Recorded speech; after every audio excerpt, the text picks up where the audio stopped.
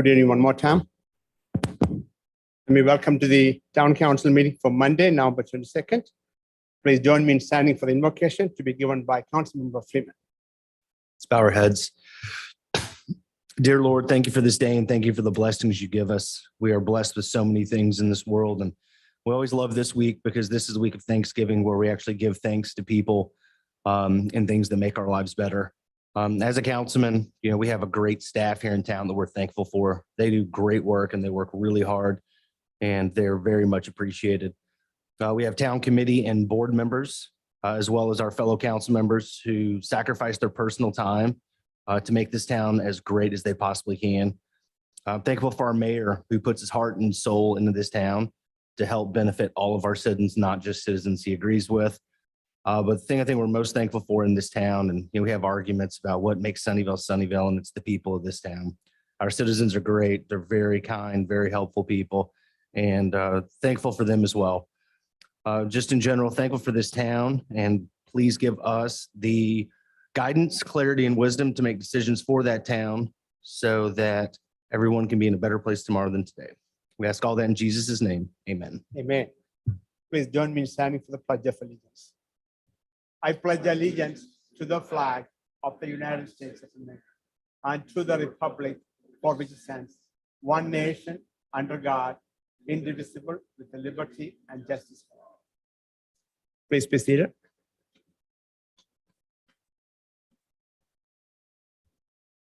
Now time is 7:25. Let me call to order the regular town council meeting of Town of Sunnyvale for Monday, November 22nd. For the record, we have all council members except Mr. Clark and Mr. Ulrich. Both are vacationing with their families during this holiday season. With the 5 of the 7 council members present, we have quorum. Let me also welcome and recognize a special person who is with us tonight. I want to recognize our Representative Angie Chen Button. She has joined us tonight. Thank you for being here tonight. Appreciate your presence. So the first item is announcement. Pursuant to Texas Government Code Section 551.0415, Mayor, Council, and staff may report on various items. Council, do you have any announcements to make? Just remind the town of Turkey Trot on Thanksgiving Day. I think we've got a huge turnout compared to what we've had in the past. It's up. So see you on Thanksgiving morning for Turkey Trot. What time? 7:30, Rachel. Or any other announcement? Bob, staff, any announcements? Ms. Ramsey? Mayor and Council, assuming that you all approve a particular item later on in the agenda, we wanted to announce that there will be a groundbreaking for the fire station on December the 6th at 3 p.m. Thank you. Okay, I'm going to close the announcement. Moving on to the public forum. If anyone from the members of the audience would like to come forward and speak to the council, you may do so. If you are joining us via Zoom, you may raise your hand. Yes, ma'am. Come on forward. Go ahead and announce your name and address for the record, please.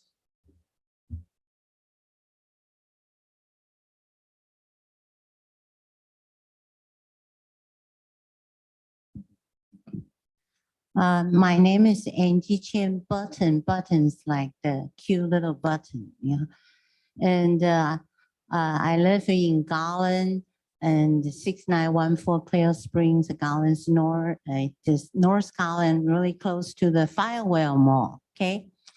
Let me state that while I'm here, and I am the current state representative for District 112 covers Richardson, Garland, Dallas, Raleigh, Saxe. And with the redistricting, we just finished, and Sunnyvale will be a part of the District 112. So I don't take anything for granted. I'm here to meet the great citizens of Sunnyvale and also learn about your issues earlier, the work sessions about the horse, the stable. That's quite interesting. I am the current chairwoman for the Texas International Relations and Economic Development. So we talk a lot of things like that. probably not horses, but a lot of similar to that kind of principles. Okay, so let me give you a little bit about my own background. I know my English is not as charming as Mayor George's English, but we are all legal immigrants. Is that right? And my parents escaped the communists from China to Taiwan, and I was born and raised in Taiwan. At the age of 24, I came to the United States and studied at the graduate school of UTD. Oh, by the way, I'm an outstanding alumni for UTD. And met this wonderful, handsome young man right there. He's looking around. He thought I was as cute as a button. So that's my husband. And then Texas Instruments recruited me, and I worked over there over 30 years. And I always want to give back to this great country. You know, there's actually, people don't realize that this is really the greatest country on earth, and I want to give it back. So that's how I decided to run for the public office. And with the redistricting, like I said, the 112 is taking the oversight of representing the Sunnyvale. Okay, so don't worry, I'm not gonna make a long speech. I just wanna here to show you my support. And I talked to Mayor George, who just so gracious. He says, come along, Angie, come to join us. We have a first event was the veterans celebration. Golly, I was so impressed. I have attended many veterans celebrations, but listen, that is the first time I see a town, a city has a flyover.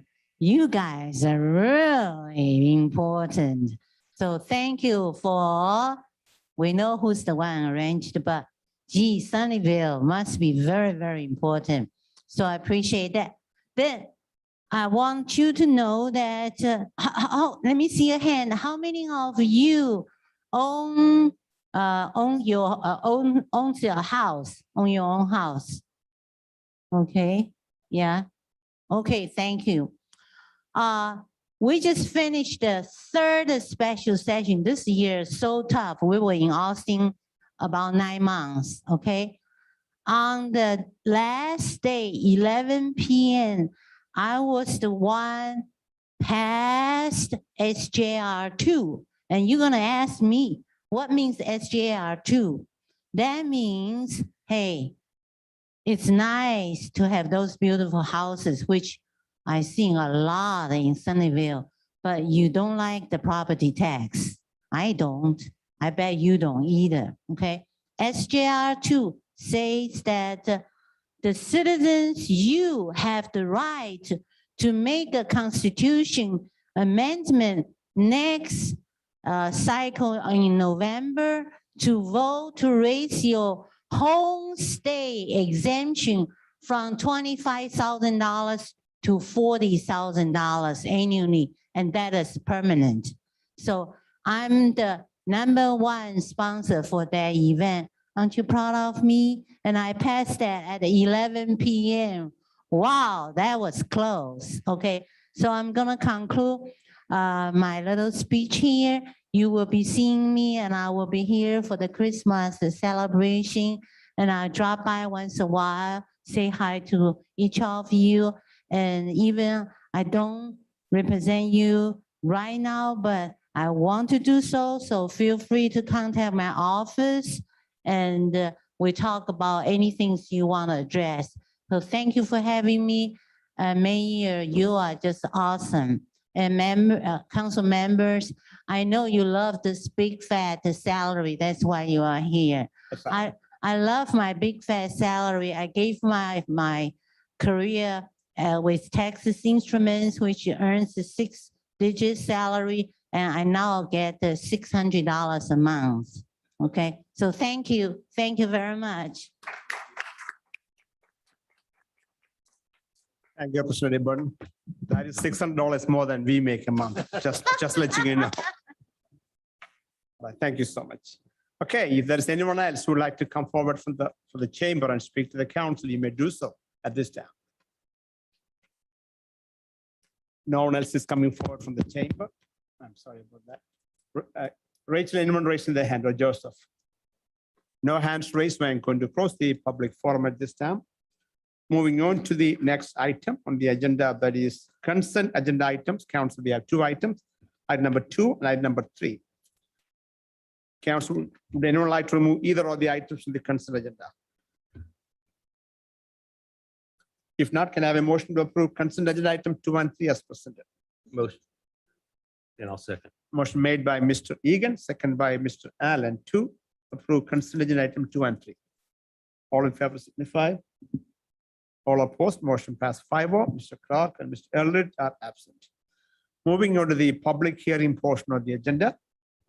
Item number 4, hold a public hearing and consider an action on ordinance 21-24, amending the Gateway Park Planned Development District, established in ordinance 21-13 to expand the sports and entertainment sub-district and revise development standards on the property totaling 61.5 acres located generally at 3134 North Bedline Road. Mr. Goff. Good evening, sir. Good evening, Mayor and Council. As the council will recall, in June of this year, the town approved rezoning the 61.5 acres at the southeast corner of Beltline and Town East to a planned development. And that planned development district had a base zoning of local retail, which is the current zoning, but also had 2 sub-districts, one of which is the sports and entertainment sub-district, which allows for a variety of, as the name suggests, private sports complexes and entertainment options, and then a pocket neighborhood sub-district. And the pocket neighborhood sub-district was originally proposed to be a maximum of 10 acres in one of 2 locations on the property, and would have age-restricted housing at a maximum density of 5 units per acre. Since the approval of the rezoning, plans are progressing on the athletic club, which is this private sports complex that was originally anticipated for this sports and entertainment sub-district. But regarding the pocket neighborhood, the master developer has talked to some residential developers about that, and they've indicated that the development costs are simply too high and result in prices that are not marketable. And so there has been some discussion about other options for the pocket neighborhood area. And so they've now been having discussions about soccer fields and an associated soccer training facility where the pocket neighborhood was supposed to go. And in order to accommodate that request, the developer is proposing to amend the plan development to allow the sports and entertainment sub-district to extend all the way to Town East Boulevard. It would still preserve the properties along Beltline for retail uses. And then they are also proposing a number of other changes to the PD that are generally intended to facilitate the new soccer fields. And so the first is along Town East Boulevard, there's a setback requirement of 50 feet. And then within that 50 feet, 35 feet of that is reserved for a landscape buffer, and there's required to be a pretty dense row of trees in that 35-foot buffer. But within that 15 feet that's outside of the landscape buffer, the developer is proposing to state that the fields, any fences associated with the fields, netting or canopy structures for the fields would be allowed within that front yard setback, but not within the landscape buffer. So that landscape buffer is still being maintained along Town East. Along other property lines within the soccer complex, there would be a 5-foot landscape buffer and building setback requirement. The second change that they're proposing to make is that shade canopies, which they're proposing over the 4 training fields, would be allowed at a height not to exceed 35 feet. And then third, in order to keep any soccer balls from getting into the street along Town East, they're proposing netting along that side of the field, and that would be allowed at a height not to exceed 22 feet. Then fourth, there's a current requirement in the PD that says that any scoreboards or anything like that that is only visible from the field are allowed.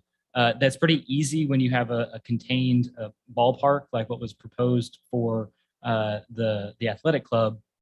But when you start talking about soccer fields, which aren't as enclosed, that can be difficult to enforce. So there's just a clarifying statement being proposed for the PD that would say if it's 325 feet away, which is the length of the soccer field they're proposing from town east, it would be considered not visible. You might be able to catch a glimpse of it through the trees or something like that. But as far as being a distraction to drivers, it's not visible.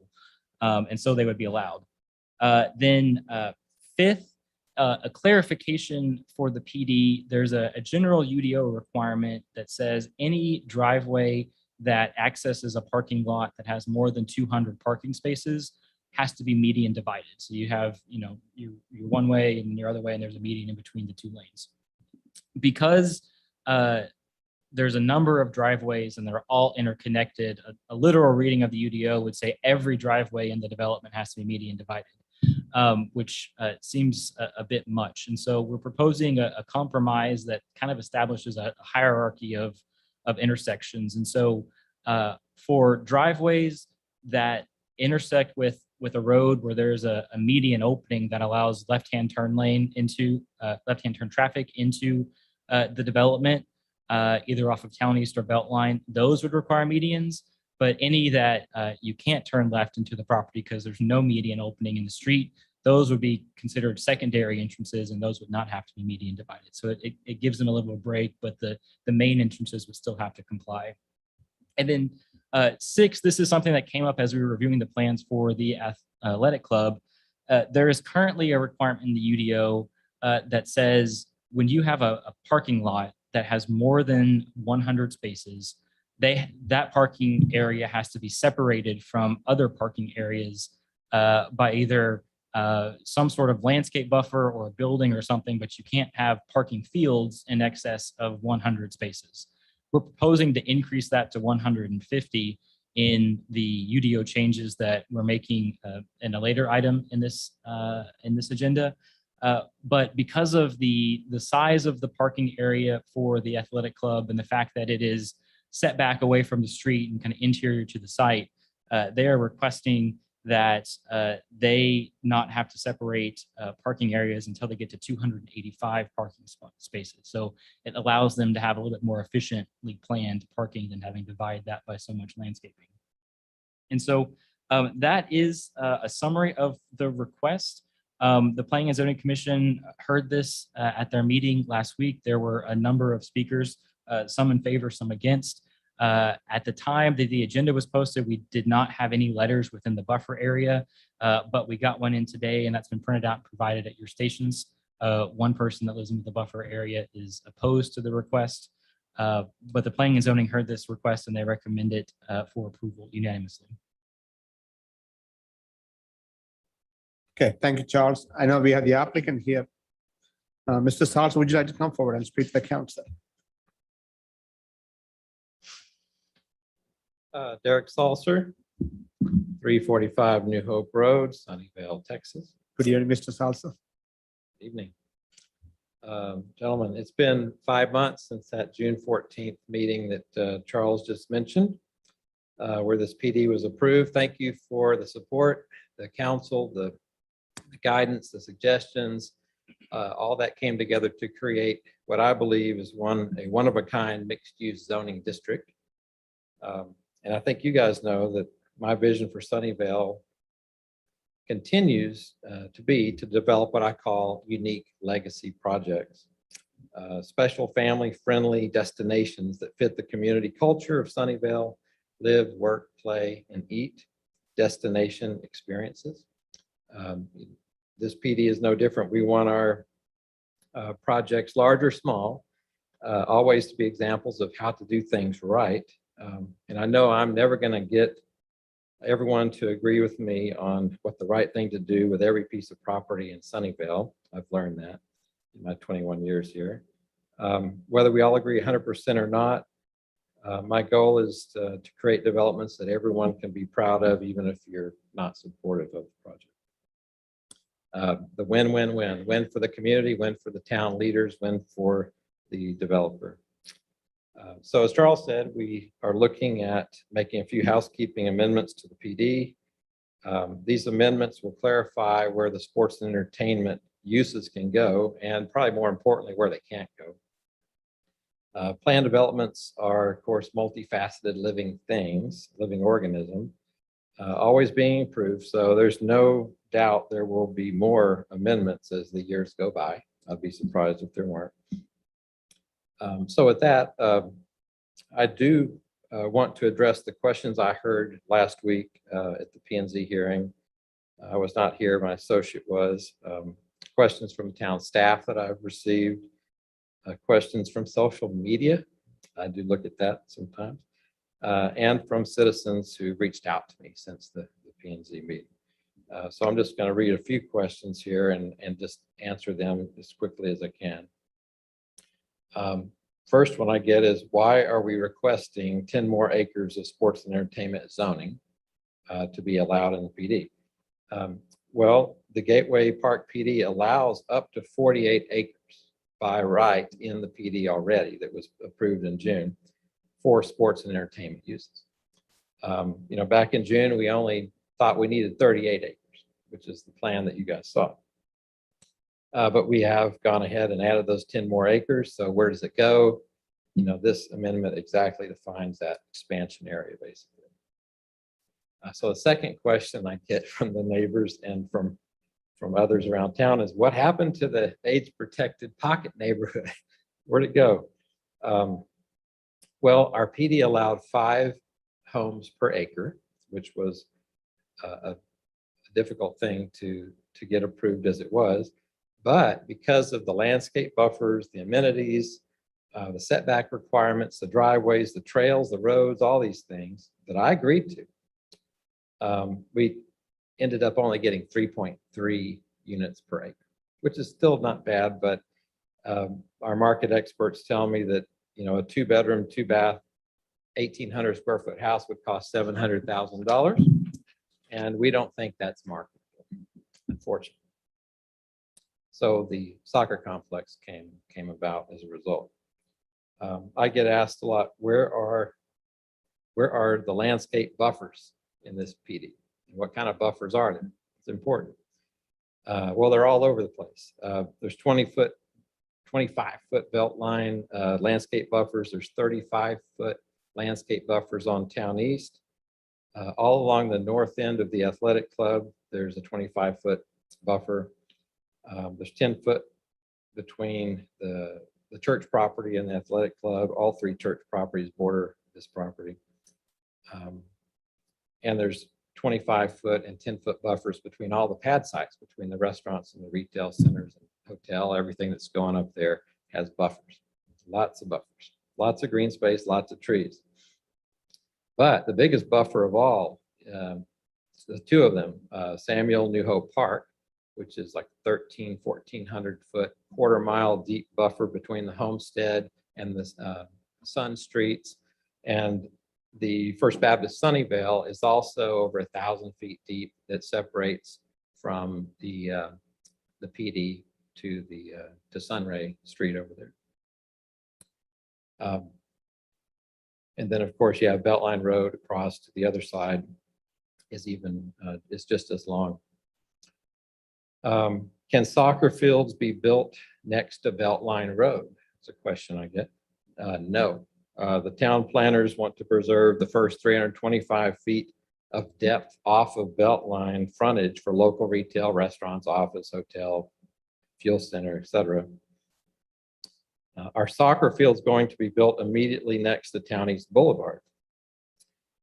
There's a 35-foot landscape buffer with shade trees every 20 feet in our PD, and the town owns the first 5 to 10 feet. So at the closest to the road, it's 40 to 45 feet is when the fields start. How do you keep soccer balls from going into Town East Boulevard and into the front yards of the neighbors across Town East? I know they at the P and Z hearing, we heard they get soccer balls in their backyards a lot. So what I'm about to say may be a solution for their backyards too.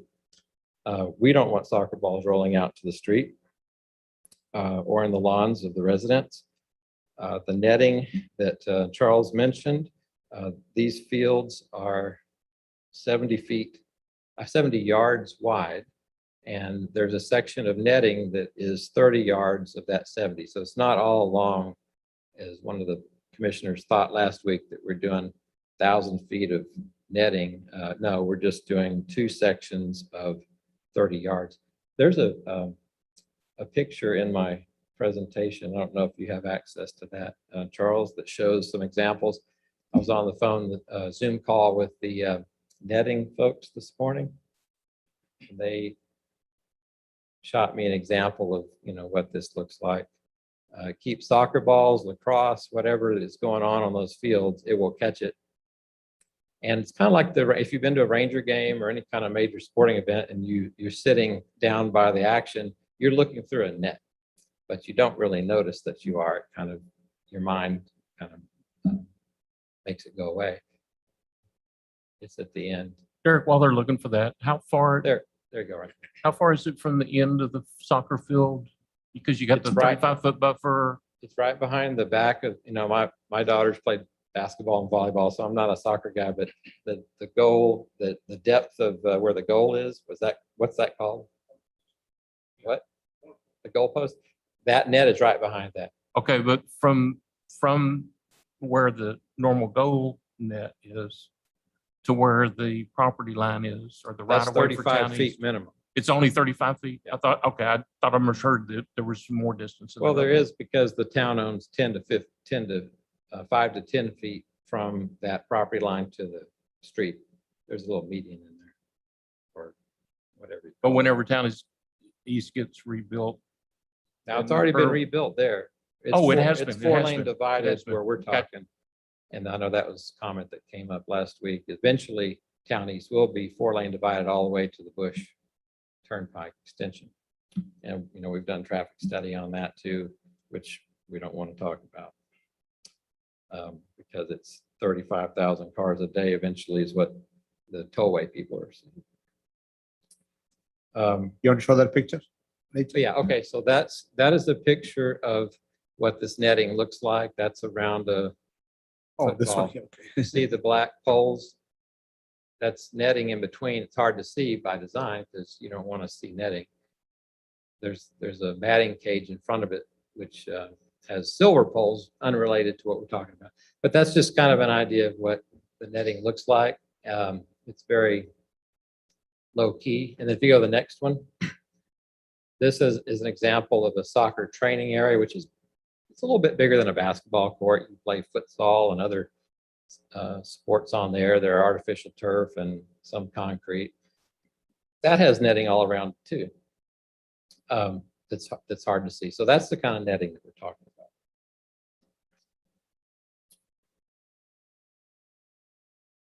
All right, how do you keep sports field lights from shining into adjacent houses and churches?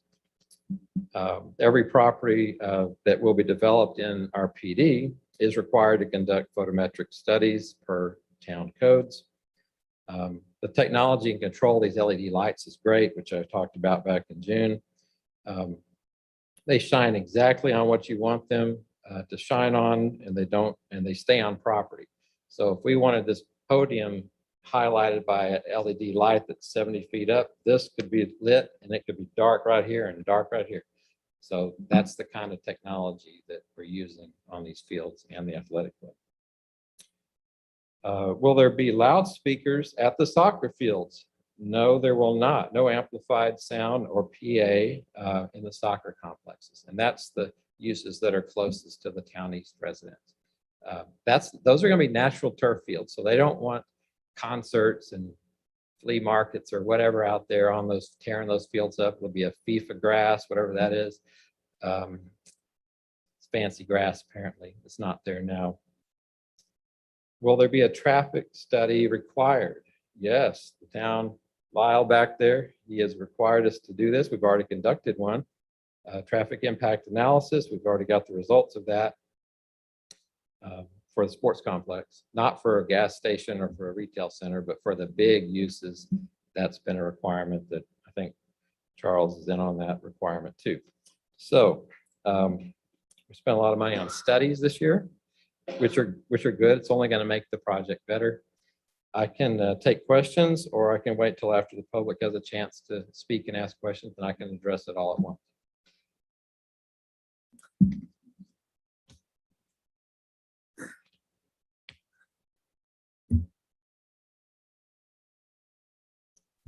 We're going to open up the floor for public comments now. If anyone wishes to speak, please come forward.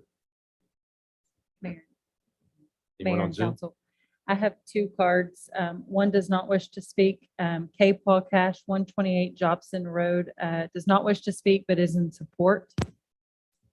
Rick Carter does wish to speak in support. And anyone else that wishes to speak, if you'll get a public comment form from the table over there and bring it to me.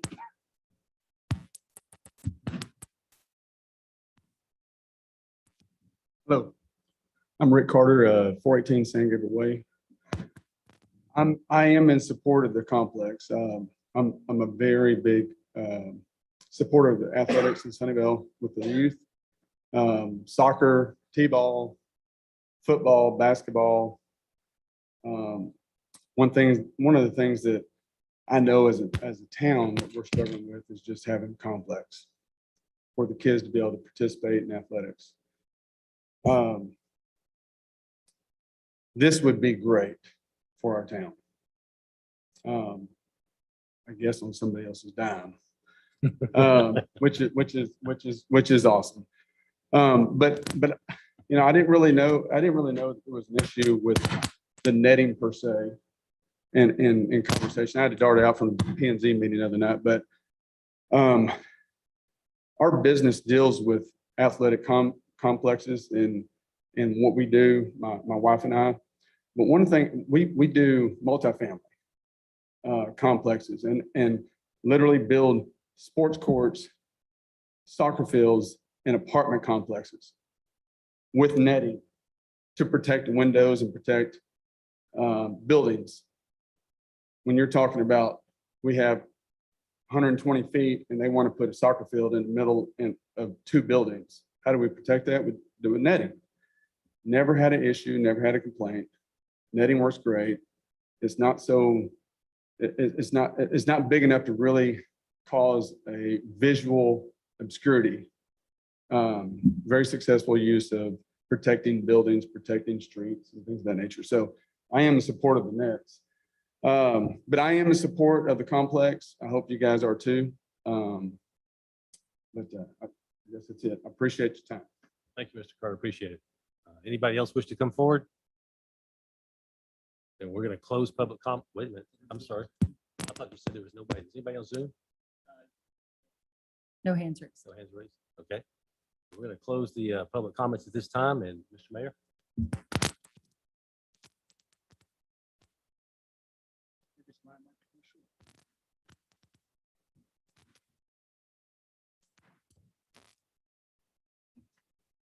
Semester night. So Charles, I have a couple of questions for you. Maybe Derek can answer also. So I listened into the PNC call. There are many questions or concerns from Homestead residents about traffic on Town East. Can you comment on it? I know there's one exit Town East. How do you envision that traffic to be routed? Can you talk about that, please? Sure. So the traffic study shows that the vast majority of traffic coming to and from this site will go to Beltline Road. So unless you are a local resident trying to get home, it's unlikely that you are going to travel down Town East. So as you get further down Town East towards where the existing residents are, that the traffic study just doesn't show that there would be much of any impact on traffic in that area. You're going to go to Beltline to go north or south to get to one of the interstates, or you're going to go west on Town East to get into Mesquite to restaurants and things like that. So there shouldn't be much of any traffic going east on Town East. But you can get people from all over the place, I hope, right? Coming and visiting sports complex, they have people from out of town. So once they get into town east, there's no left turn. Right, so unless they go to the town center, town plaza, or that is in front of the library, Mhm. that's the only place they can take U-turn. That's really going to climb up the road, So unless you put some kind of sign saying that right turn only or something. I don't know. Mayor, it looks like the parking would only dump you off onto Beltline. You have the retail and whatnot that's kind of on Beltline. There's probably that one corner lot that might have a Town East exit. But it looks like the soccer fields are extending to Town East, not the parking. The parking's still going to be in the center of the complex, that's correct. which would jump out on, I mean, I could still see some Rockwall people maybe jumping on Town East and going the back way, but chances are when you have these traveling teams, they're trying to get on the highway, get there quickly and get back home. Would you mind pulling up that? area? If you're traveling east or west on Town East, particularly if you're traveling west on Town East coming from 190, which is going to probably be a bulk of your out of town. It's going to be a decent percentage of your out of town traffic. If you're west on Town East and you decide you want to turn into that one entry exit that comes out onto Town East, there's not a turning lane. This is on the new portion of Town East, the portion that Derek mentioned a minute ago that's already been rebuilt. There's not a turning lane.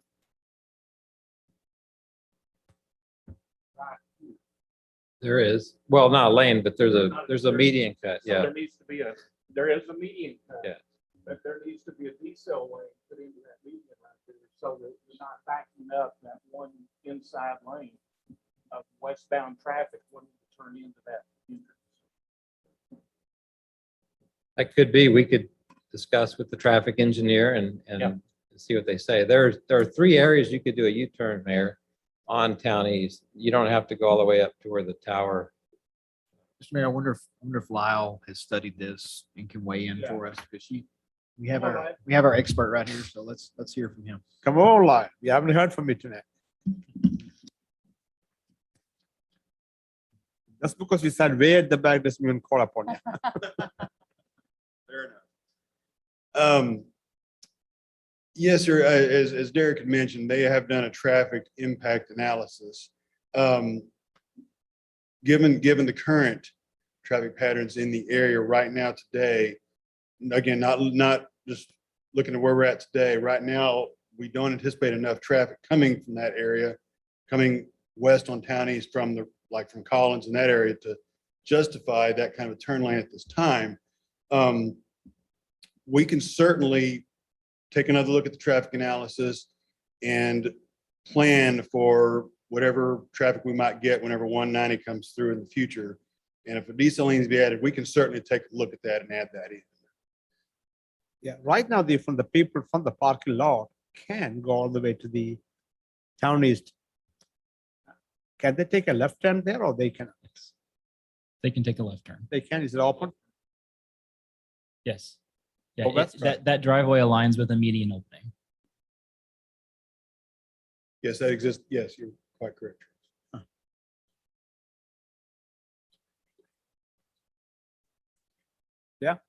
That's the question. Bob, can that be made an entrance only and no exit? Excuse me.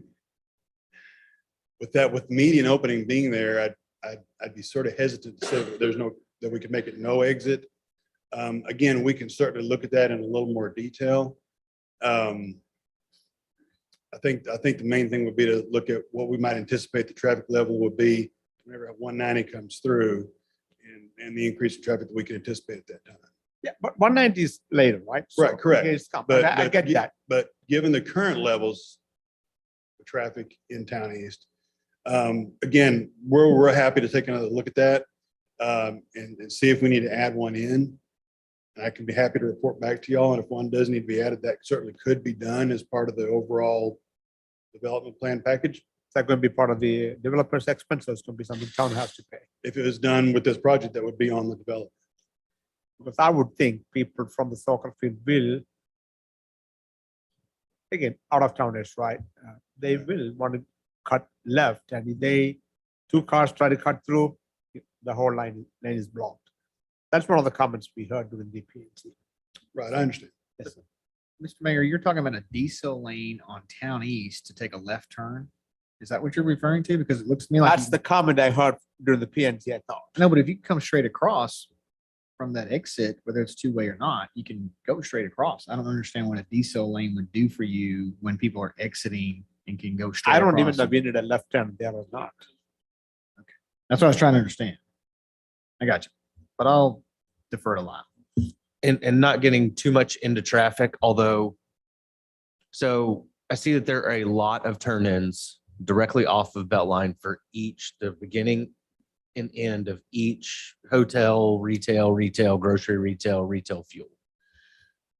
Whenever we have lots of people that come into the area, especially on Sundays by those churches, we have issues with traffic coming in and coming out, trying to take left-hand turns across that lane, and generally have a cop sitting there help directing traffic. These things could be busy Monday, Tuesday, Wednesday, and Thursday. Is there any way that, and this, with your expertise, I mean, I realize more options may be better, or is it that if we keep it on one option, it makes it more simple? It just seems to me that knowing that the traffic, when we have multiple turn-ins down the road on Sundays, that could be something else that we're looking at on that as well. And I would say, and Charles, correct me if I'm wrong, I know this particular drawing just came in recently we had taken a more detailed look at the original layout that the traffic study was done for. And we are, I should say, requiring right turn decel lanes off of northbound Beltline into the development.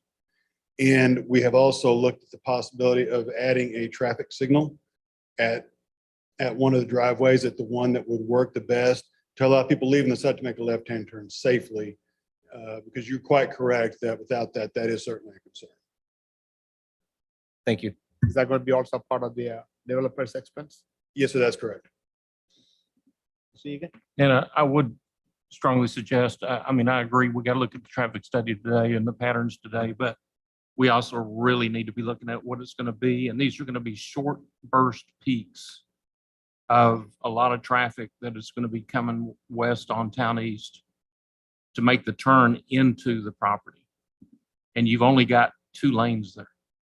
So you're going to be blocking off one lane for, it may only be for 5 minutes. Hard to get the traffic study on that. It might be for 15 minutes. But you're going to be backing people up and clogging up one lane, and there's going to be opportunity for rear end collisions. Just as though if a decel lane were there and the decel lane filled up, you've got opportunity for rear end collisions of people not really paying attention. They're trying to get for whatever reason to Town East Mall. But one suggestion would be that if you wanted to look at it today versus the future potential of what traffic would be, is to have the money escrowed for the decel lane. If you didn't want to do it today, and it would be all on the developer's back, but you escrow the money for the decel lane, so at least maybe that expense wouldn't have to be incurred right now. I agree, sir. That is definitely something to look at, and we'll certainly do so.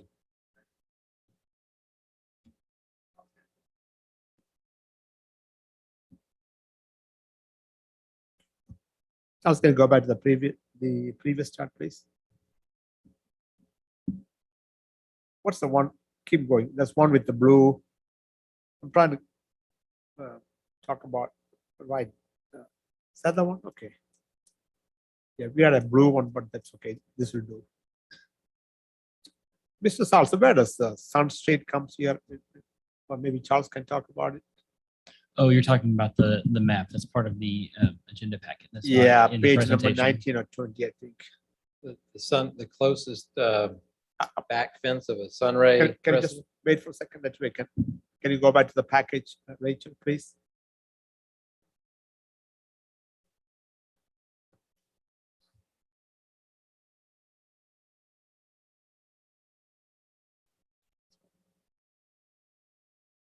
Page number 20, I believe.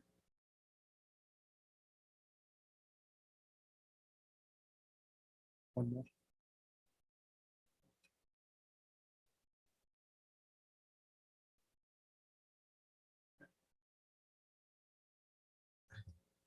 Yeah.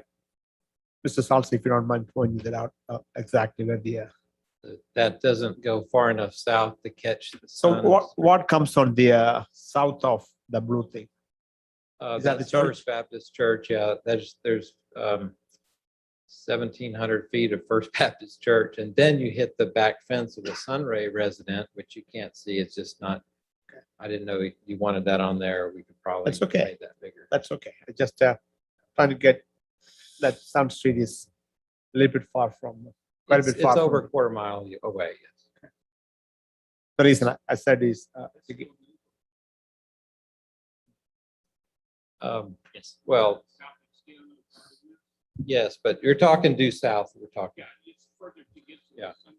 It is. It's about 1,400 feet to get to the back of the homestead residence where my house is. Charles, I have a question for you. Of all the amendments that we're trying to make today, are there any of them that concern staff that are, so we're all on board with all of these? There's nothing that is overly concerning on any of these amendments? No, that they all seem very reasonable. Okay, excellent. I will throw in those nets. Those nets are gonna be awesome. It's not gonna cause any issues. You're gonna be behind trees. I don't see, the netting, I don't see as a problem whatsoever. And somebody we do mentioned have, about trash collecting and all. Is that an issue at all? That's part of the maintenance. I'm not familiar with that, but if there's blowing trash somewhere, it'll get caught in net. And that'll just be part of maintenance. we also have language in the PD that the netting has to be maintained and be taut and free of, any tears or rips or anything like that. So it has to be kept in good condition. Derek, regarding the age restricted housing, you and I have talked about this before. I understand the dynamics of that. But is there anything that was looked at that we could provide in terms of relief of offsets or buffers or things like that that could possibly make that viable? Yeah, more density. Which is, Well, no, I mean- which is not what anybody wants to hear. Well, no, but we agreed 6 months ago to 4 Five. something 5 per. or 5 per. acre. So is there anything, and you're saying that now it's at 3 something? Yeah. Is there any kind of relief that the town could provide relative to the amount of buffer that gets eaten up? Yeah, I know what you're saying. Part of why it was going to be such a special place is because it had so much green space and amenities and a park-like setting. If you start taking that stuff away, then you start taking away the character of the space. Now, to your point, you could come and do, instead of 10-foot side yards, you could do 5 foot. I mean, there's things like that we didn't want to do, but that would make it probably more viable if you put them closer together or did 0 lot lines. Those are things we didn't want to do. One of the concepts that we talked to counselors, one of my comments that I put out before is, New Hope Park can be a real scab to us, but it can also be a nice looking healed wound. In terms of, because of its situation under the endowment or trust or whatever you want to call it, that's open space. Yeah, okay, now that I look at it more and think about it, you actually have your line going into probably representing somewhat the open space area that would be used on the back side of some of these properties. My idea being, why would we want to have to force more buffer space over there when there's already this great big park over there that's probably going to be there long past a lot of it, at least I'm probably going to be gone, but. Can you pull up that aerial, the oldest aerial?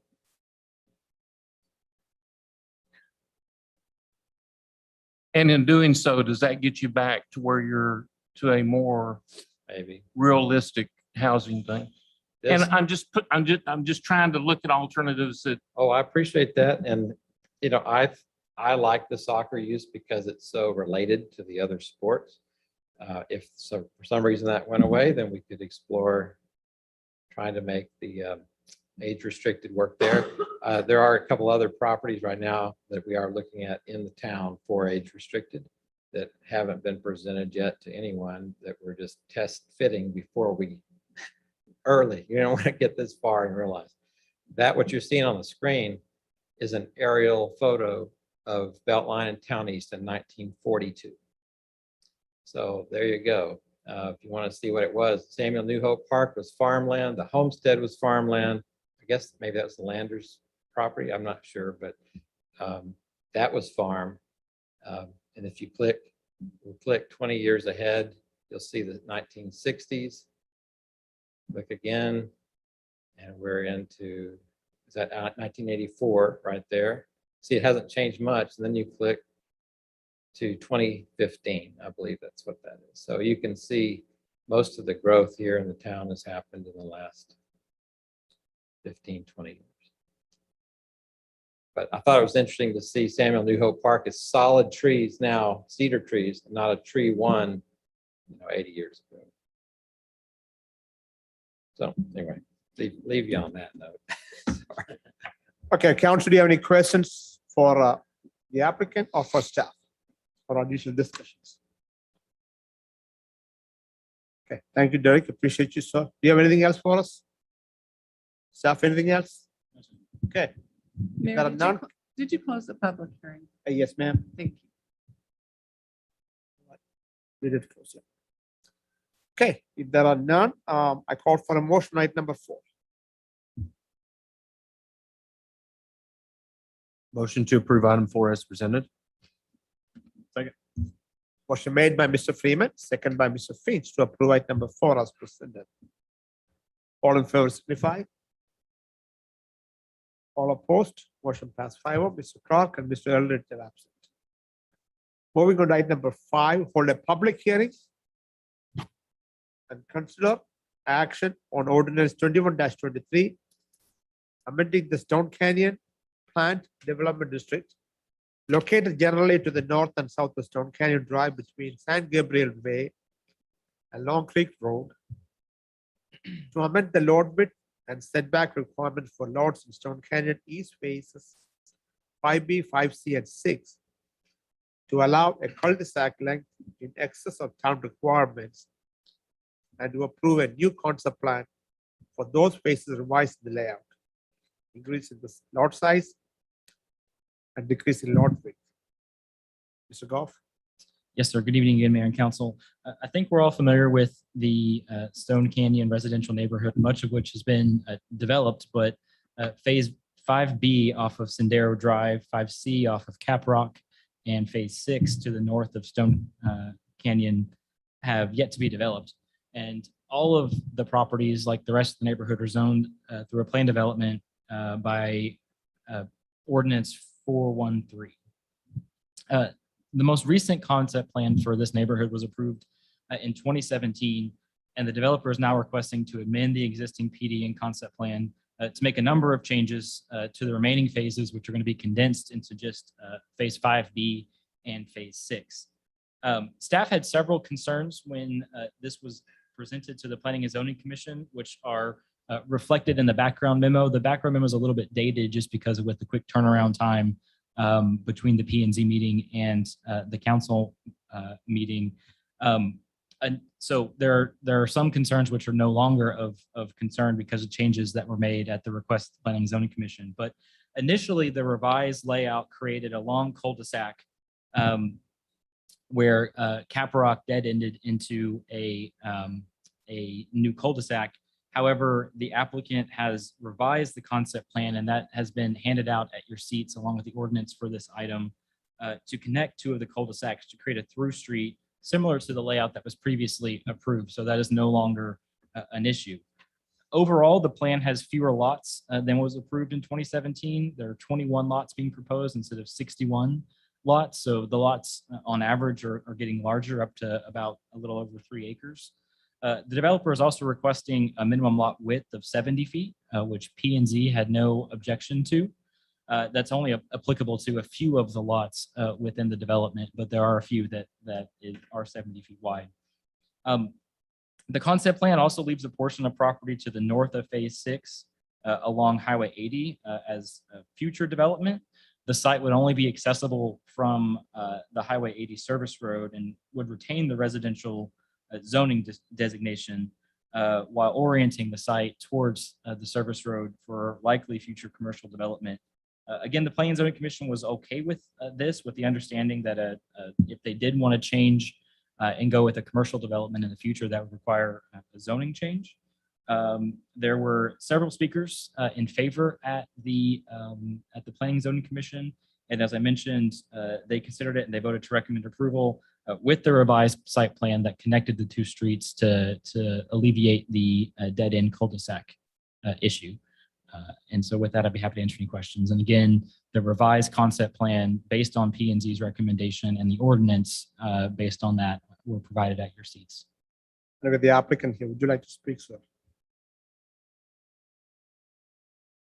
Go on and state your name and address for the record, please. Tape all cash, 128 Johnson Road. Mhm. The premise for this was we decided to scale back, and originally we had approved, I think, 60 lots for the last two phases. It made more sense to make bigger lots and fewer of them, just to complement the neighborhood and kind of crown it.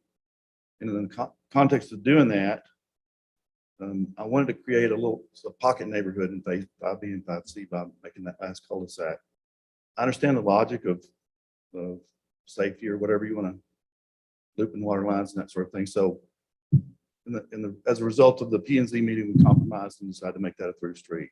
So now I think you have the revised plan in front of you. We think it's a great plan. Interestingly, almost all the lots are pre-sold to Stone Canyon residents. So I think that speaks volumes for it.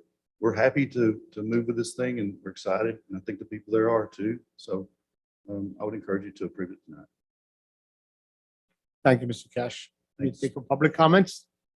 If anyone from the members of the audience would like to come forward and speak to the council on item number 5, you may do so. If you are joining us via Zoom, you may raise your hand. Mayor, there are no hands raised. I have 5 comment forms.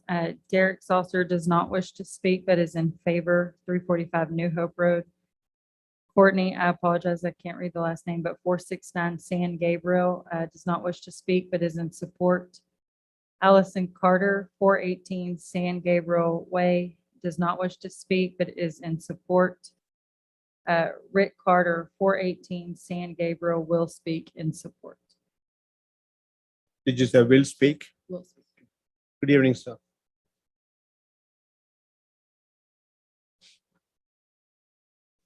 You go and state your name and address for the record, please. Rick Carter, 418 Sangerville Way. Good to see you again.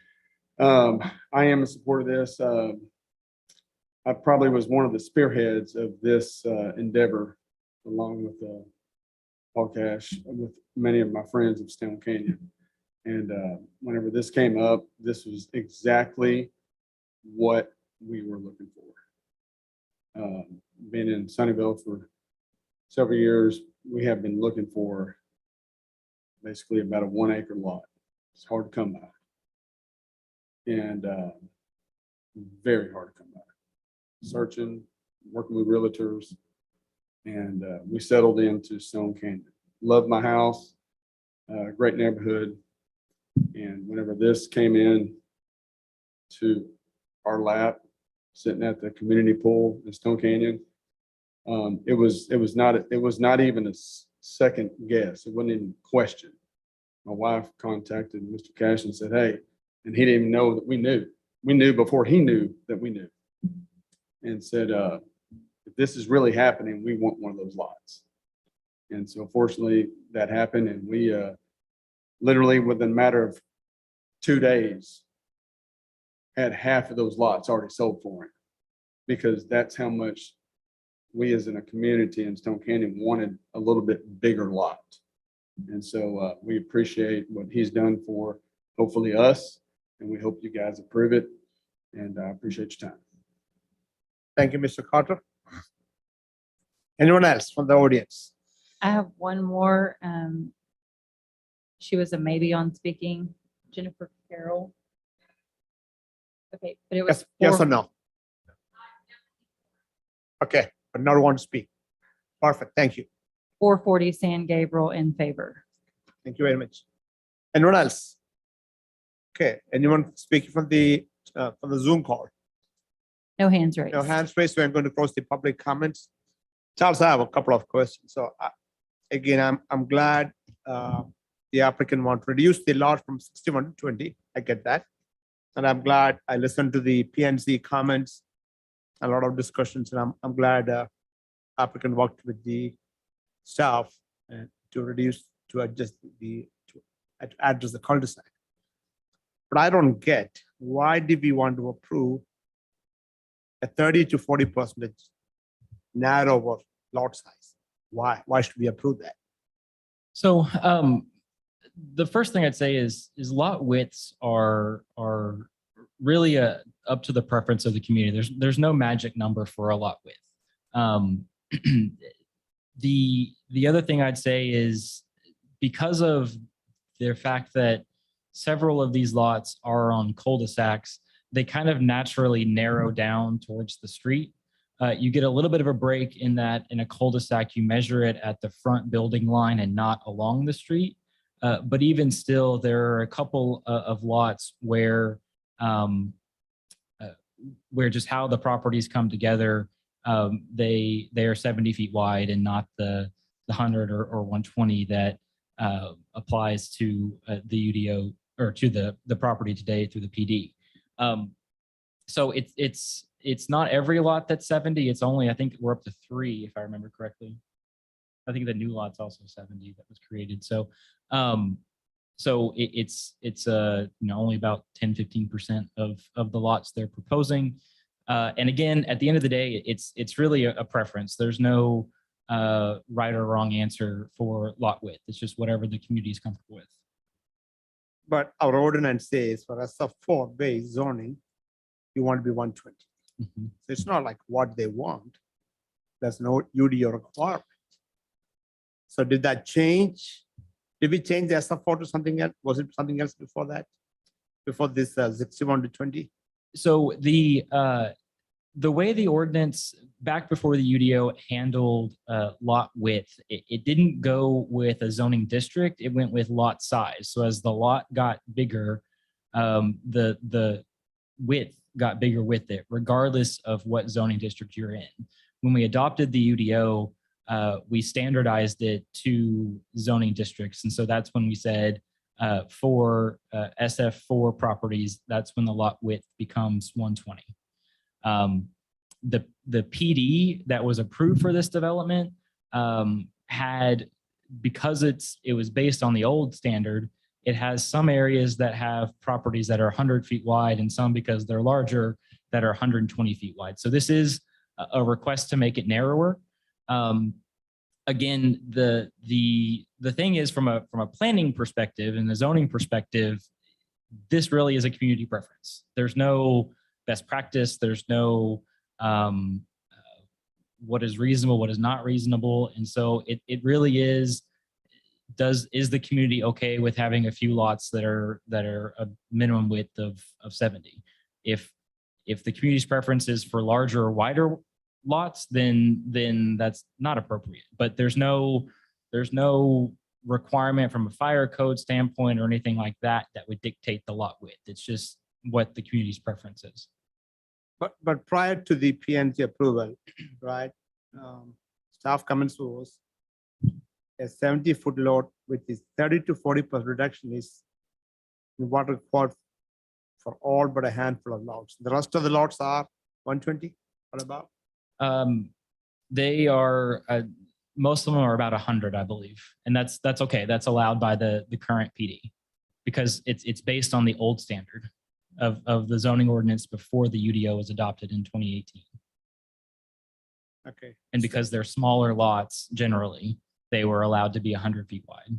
Again, the staff comment was it is also not in keeping with the SF4 base zoning district standards today. Right. It's a change, but you're allowed to do that in a PD. It's just a matter of, is that okay? The second comment was, right, there is a remainder portion of the property, let's say,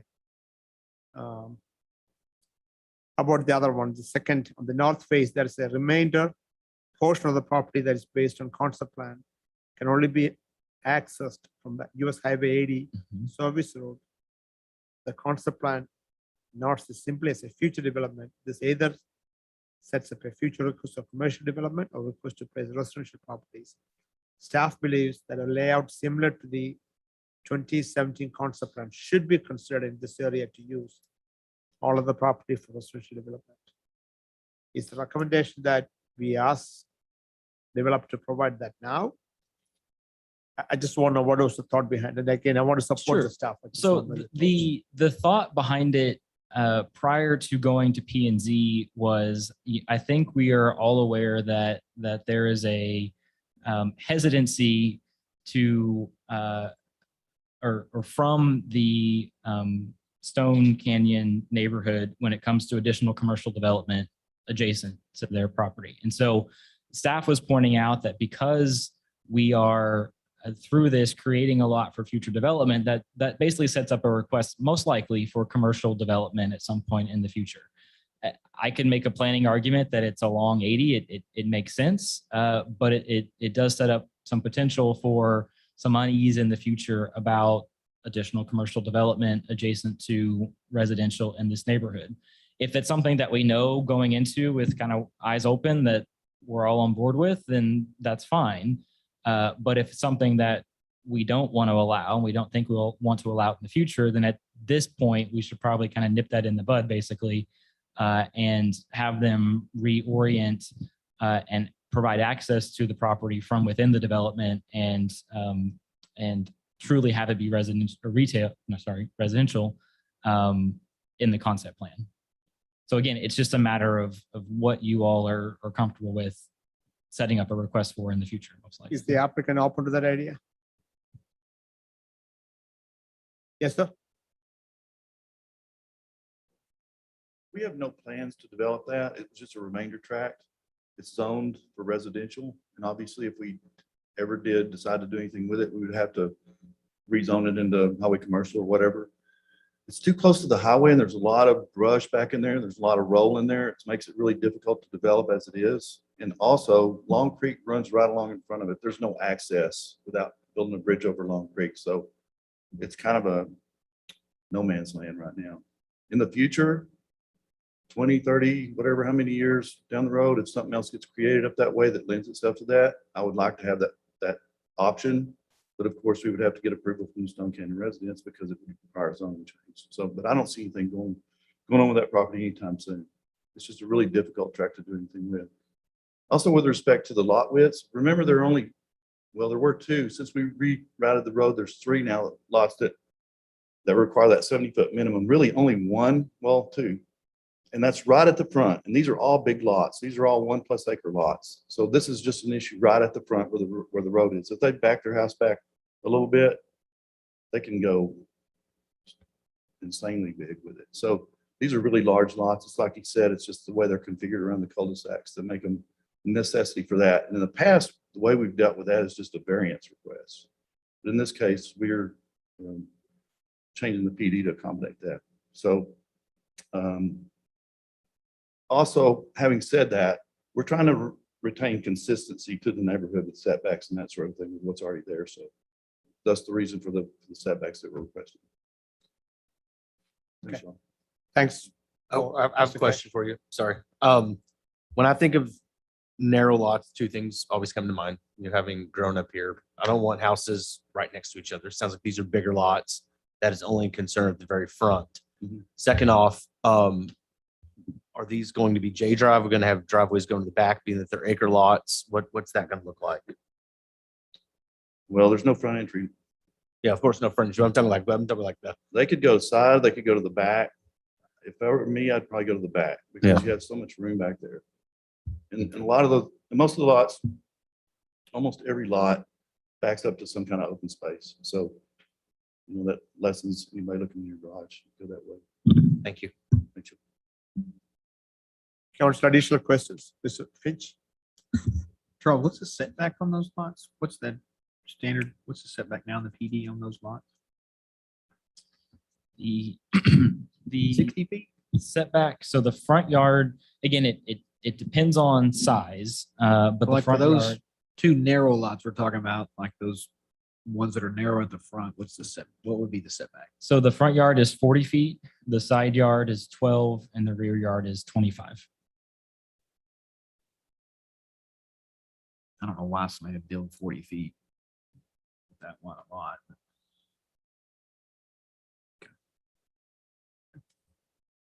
Are you suggesting? No, I just was curious. If somebody wanted to build that close, they would make it into to that narrow part, but I don't know why somebody would do that. But I'm just saying they could build closer. If we're concerned about the width and the house's distance, which is the standard what I thought we were trying to hear, that if you theoretically change the setback, it would. Can we do that individually or have to do for the whole? You could on a lot by lot basis.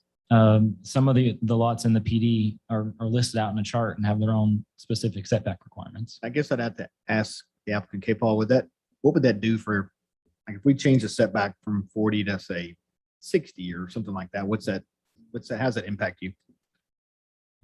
Yes, again, we did that for consistency. If I were gonna build on one of those lots, I wouldn't build it 40 foot. You have the option to move anywhere from 40 all the way back to as deep as you want on those lots.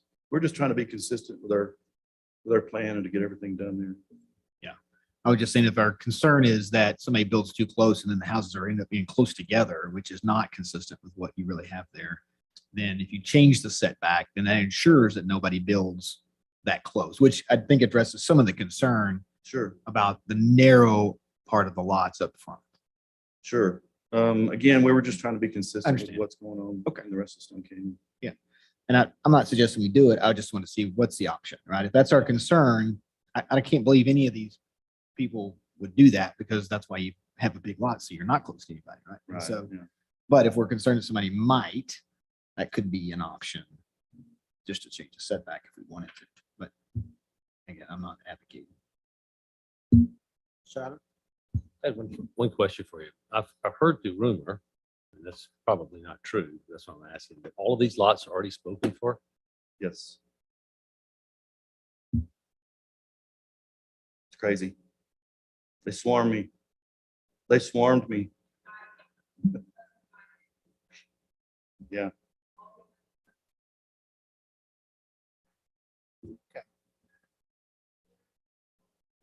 Ma'am, if you like to speak, come forward. Let you speak. If you're going to speak, can speak from there. I already closed the public comment, but I'll let you speak one time. You get the point.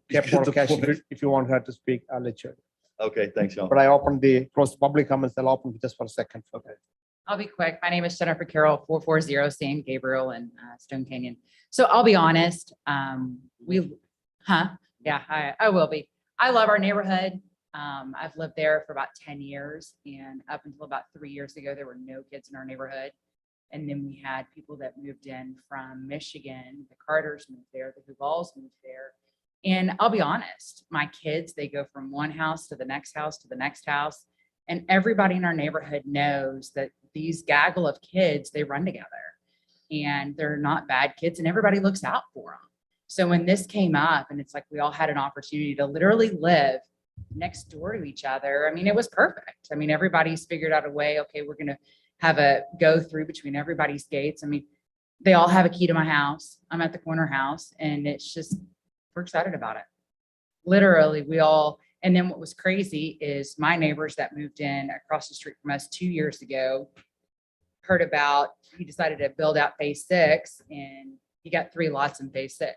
So, I mean, that just tells you, like, it's a very unique area, and we love it. So. Okay, thank you very much. I'm going to close the public comments again. So does that mean there'll be 20 houses for sale in Stone Canyon? Just asking. Because the houses you're buying, the guys who are buying probably will sell the previous older house. Okay. Council, additional questions or discussions on this topic? Mayor, I just have one quick one. There's some things that I'm particularly fond of, but I know Mr. Cash is going to build well for Sunnyvale. I know the people of Stone Canyon who have all spoken in favor of it. And when all of these lots are sold, I think that's a clear message that this is okay for the town, despite probably some little things we might not particularly like. And staff recommends approval, Yes, sir. not because of PNC, because you don't agree with it. Yes.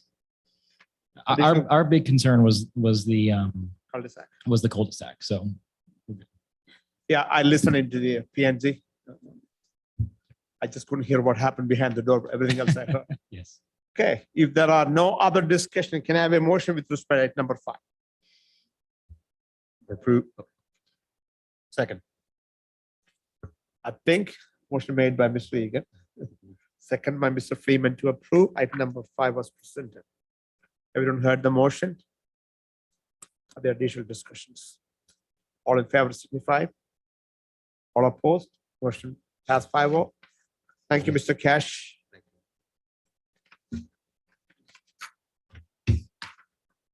Moving on to item number 6, hold a public hearing and consider action on ordinance 21-25, amending the Unified Development Ordinance to amend various sections to revise administrative requirements for the town council, the Planning and Zoning Commission and Zoning Board of Adjustments and staff to amend zoning submittal, processing and approval procedures, to revise zoning district prescriptions, to remove the floodplain district, and to revise requirements for planned developments, conditional and special use and development standards.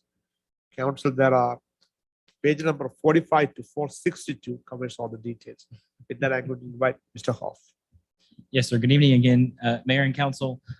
As the council is aware, we held 2 joint work sessions with the Planning and Zoning Commission in August to discuss a wide range of proposed changes that staff looked at as far as the UDO is concerned.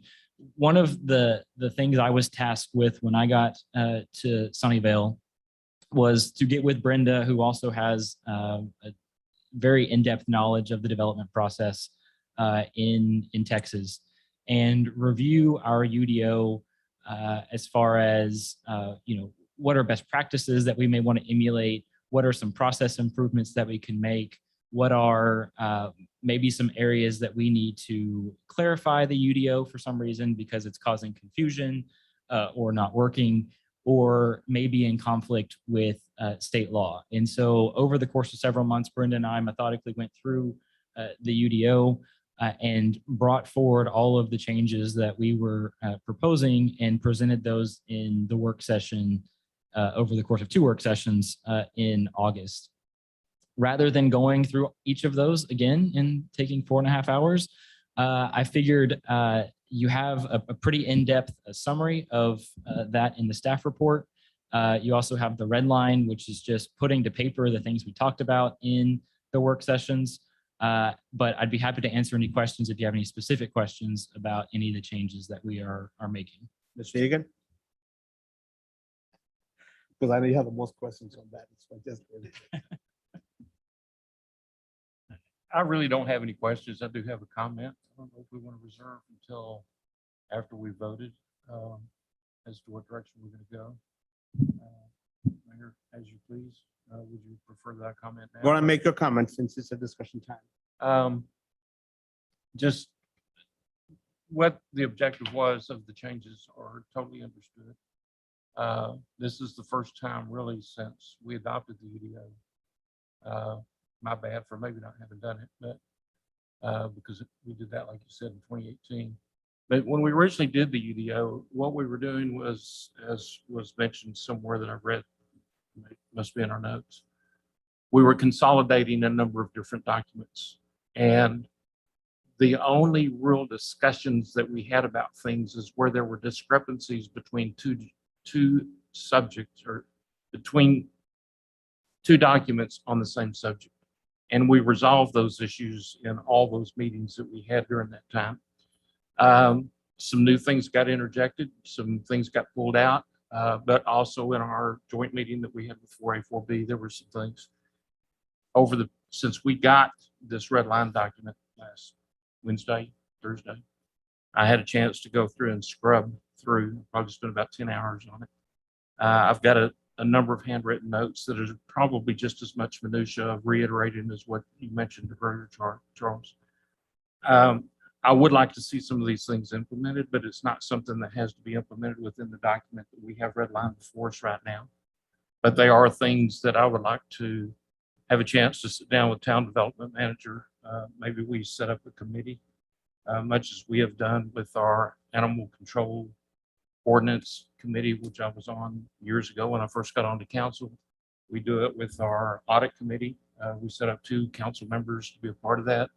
I don't know if I'm happy just to sit down with Charles and we walk through and talk through, and then he gets with Brenda to find out what issues are viable, which ones are not. One example is Xeriscape. You know, we put that in, but Xeriscape, when you really look at the definition, and I was kind of the driver of that, but when you look at the definition of Xeriscape, you begin to get to see a whole lot of rocks. And I don't think that's really what we want. The objective is to minimize water consumption. One thing that I had suggested at one point, even back when we were talking about the UDO, was water feature entries to different developments. Those eat water. And as we all know, water is going to be the major gold mine, if you will, with regard to life, sustaining life as we move forward. We already see that in our water rates. But there's several things like that. There's one other one, just for the heck of it, that I don't think we detailed enough when we met with 4B, with planning and zoning, our joint meeting, is I found it kind of interesting for all of our boards and commissions. They have 2-year terms except for BOA, and it's got 4 consecutive 2-year terms, but BOA only has 3. Well, you know, maybe that needs to be discussed and talked about, because I like symmetry in things. So I would think that, well, it's either 3 or 4. It should be that kind of that way for all of them. And just different things like that I think need to be talked through. It's not something that I think we need to apply here, but I would like to have an opportunity to sit down and weed through those technicalities of the document. Even though we're passionate with some of these issues, I think it's something that can be worked over in the next several months to maybe clarify and qualify a little bit better. Thank you, Mr. Egan. Council, additional discussion. You know what? Before I do that, let me open for public comments.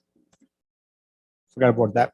Let me open up for public comments. If anyone from the members of the audience would like to speak to the council, item number 6, you may come forward. If you're joining us via Zoom, you may raise your hand. No one is coming forward from the chamber.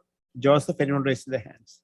No hands raised. No hands raised, and no discussions or input on UDO changes from public. I'm going to close the public comments. Thank you, Mr. Egan, for your comments. Council, other additional discussions. Mr. Egan suggested forming a committee. Let me ask you, anyone else like to be part of the committee, or would you rather get Egan sit down with Mr. Goff and go through it? You want to be part of it? Sorry. Mr. Egan, we respect you. We don't have the patience for them. So. Mr. Finch, I'm sure you want to be part of that. So, Mr. Egan, are you okay with that? A committee, you and Goff talk, get together, have 10 cups of coffee or something and keep going at it. Sure. So what I recommend is, once you make your recommendation, I still want you to bring it back to maybe a shorter workshop between PNC and council. Yep. That way your inputs get vetted by both bodies, then we can go through the process. Again, it's going to be our continuous improvement. We are making gradual improvement, right? Yes. Okay, if there are no comments, can I have a motion with respect to item number 6, please? Approve item 6 as presented. Second. Motion made by Mr. Freeman, second by Mr. Finch to approve item number 6 as presented. Everyone heard the motion? Are there additional discussions? All in favor signify. All opposed, motion passed 5-0. Mr. Clark and Mr. Eldridge are absent. Moving on to the discussion action items of the agenda. Consider actions on amendment number 1 to the construction manager at-risk contract with Burn Construction Services, establishing a guaranteed maximum price for the construction of Sunnyvale Fire Station in an amount not to exceed $6,951,719, and to authorize the town manager to execute the amendment. Mr. Goff. It's the Charles show tonight, sorry. back in March of this year, the town council approved a contract with Byrne Construction Services to provide construction manager at risk services to the town for both the fire station as well as the horse barn. And what that means is we have been working with Byrne through the design process in conjunction with our architect Komatsu to adapt the design prior to having to bid out the project so that we have a better idea of the construction costs. So now that we have Byrne's input, we finalized the design. They have gone out and gotten all of the bids from their subcontractors and suppliers, and we're ready to move to the construction phase. And so Byrne has presented a guaranteed maximum price of basically $6.95 million for the fire station. And what that means is that unless there's a change in scope that is approved by the town, then that is the maximum price of the fire station. So that's part of the benefit of the construction manager at risk process. If there's some savings in that, then the town will keep that savings. So this technically makes an amendment to our contract with Byrne to authorize the construction phase of the process and basically authorize them to serve as the contractor for the project. Based on the schedule that they provided, construction would commence in December of this year and last through the end of December of 2022. So about a year construction process. From a funding standpoint, we had some challenges, as the council is aware, with the cost of this project, particularly with the escalation related to COVID-19 and supply chain shortages. And so it has exceeded the initial estimates of $5.7 million. And the total cost of the project, once you include Byrne's amount, the remainder that we owe Komatsu for the design, and then some FF&E that we are taking on in-house, will be approximately $7.36 million. And so to fund that completely, we have the 5.7 in certificates of obligation that were issued in 2020 to cover the cost of the fire station. We spent a little bit of that on design, but we have the vast majority of that remaining as a funding source. The town also has approximately 1.595 million in funding from tax notes that were issued for the launch of the police station. We weren't exactly sure what kind of capital expenses that we would have for the police station. So we have some remaining funds there that could be contributed to this. And then the remainder of the cost, which is about $450,000, is supposed to be funded out of another funding source, another set of certificates of obligation that were issued in 2020. We've sort of in-house referred to these as our TBD, to be determined COs. We have committed them for a variety of projects. They were written very broadly. Part of it we're putting towards the DeMaic Street process. Part of it we're putting towards our portion of the match for the Barnes Bridge reconstruction. But we have some amount remaining that can cover this and then leave us with, I believe it's about $300,000 remaining that could be used for other things in the future. And so that's how we would propose to fund this. Thank you, Mr. Goff. I know we have a representative from Byrne Construction Services here. Would you like to say something? You're happy to sit there, right? That's what you say. Okay, let me open for public comments. If anyone from the members of the audience would like to come forward and speak to the council, you may do so at this time. If you're joining us via Zoom, you may raise your hand. No one is coming forward from the chamber. Joseph, anyone raising the hand? No hands raised. We're going to close the public comments. Council, any questions for staff or Byrne? I have a question for Byrne. Mr. Freeman? $7 million. What's your actual estimate and what's your buffer? Like if things don't change and things stay as they are right now, how much did you overshoot that number to kind of give yourself a little bit of protection? Well, there is a stated. So would you go and state your name? I'm sorry. Oh, I'm sorry. Jason Moore. I work with Byrne Construction. Okay. there is a stated contractor contingency within the GMP budget. I don't remember that off the top of my head. I don't know, Charles, if you have that handy. But that would be the buffer that you're referencing, and it's a stated amount in there. As Mr. Goff had pointed out earlier, any savings 100% reverts back to the town of Sunnyvale. All right, thank you. I have one question for you. In the last several construction you had, have you ever came below the maximum price? I can tell you, I've been doing this for 26 years and primarily the construction manager risk delivery process. And outside of, I don't know, maybe a handful of projects, there have been project savings on all of those jobs. So. Thanks. Council, additional question for Bowen. Thanks, sir, for being here tonight. Additional question for staff. Additional discussions. Okay, so if not, can I have a motion with respect to item number 7, please? Motion made by Mr. Egan, second by Mr. Finch to approve item number 7 as presented. Everyone heard the motion? Other additional discussions? If none, all in favor signify. All opposed, motion passed. 5-0, Mr. Clark and Mr. Eldridge are absent. Thank you, gentlemen, for bearing with us through this long arduous. And we didn't even open the UDO. If I let Mr. Egan go, you'd have been here for 4 more hours. The reason is he has so much knowledge, okay? It's a good thing. 42 years of experience in town also. Moving on to item number 8, consider action on a professional services agreement with the Kimley Horn and Associates Incorporated for the design of Collins Road Phase 2, widening Collins Road from Trip Road to Town East Boulevard, and to authorize the town manager to execute the agreement in an amount not to exceed $1,494,000. Good evening, Mr. Jenkins. How are you, sir? Good evening, Mr. Mayor, Council. Yes, as you mentioned, this item is for the engineering design of the next phase of Collins 2, as you say, from the roundabout up to and including the intersection with Town East Boulevard. This widening has been on,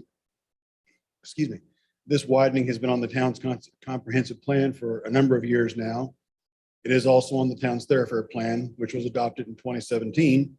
The town, it's basically a widening of the current 2-lane asphalt roadway section to a divided 4-lane concrete thoroughfare, very similar to what's under construction for phase 1 at this time. It does include full upgrades to the existing signalized intersection at Hounsel and also at Stony Creek Boulevard. We would be adding a additional signalized intersection at Town East, where, of course, as y'all know, there's currently just a 4-way stop. We would be including the oft-discussed pedestrian underpass at approximately the northwestern corner of the Sunnyvale ISD campus to connect through into the Stony Creek neighborhood. The exact location would have to be defined by our consultant as part of the design process, but that would include full ADA access and whatever safety enhancements needed to be made for said tunnel. And then we would also include screening walls, retaining walls, guardrails, and other such safety features as are necessary to protect the public. We had recently, we had reached out and done a RFP for engineering design back in 2020. Kimley Horn submitted one proposal. Due to various factors, we had to wait a while, so we had them update the proposal to the $1,494,000 amount that y'all see. And we do feel that they are very capable of providing a good quality design for this project. That having been said, I'd be happy to take any questions y'all might have. Mr. Jenkins, let me take public comments, if you don't mind. Of course. We open up for public comments. If anyone from the members of the audience would like to speak to the council on item number 8, you may come forward. If you are joining us via Zoom, you may raise your hand. Nobody is coming forward from the chamber. Joseph, anyone raising their hands? No hands raised. We're going to close the public comments. Mr. Jenkins, a couple of questions for you, sir. How much, from the last time to now, how much did the price go up? You mean as far as the proposal? Yes, sir. Approximately $100,000, In how many months? How many years? roughly 12 months. Second question, I do remember that 594,000 escrowed that's an escrow from the Stony Creek developer to design and build the underpass. Am I right? Yes, so the actual fund has slightly more than that amount in it, but we said 594 just to make it match the proposal. I get that part. So then where do we get the money for the building the underpass? It will have to be, once we've designed it with the underpass included in it, because it's going to have to be integral to the project due to the need for utility relocation. For the design part. I'm talking about construction. Where I'm going with all this is once the design is done, we will have an expected amount and we will have to, and again, that's something we're going to have to look at as far as once we know how much the money is going to cost to build it, the cost to build the tunnel would be included in that. In my opinion, the $600,000 currently set aside is not in and of itself adequate to build a tunnel. So we would have to get money from another source in order to build the tunnel, regardless of whether we did it with this roadway project or not.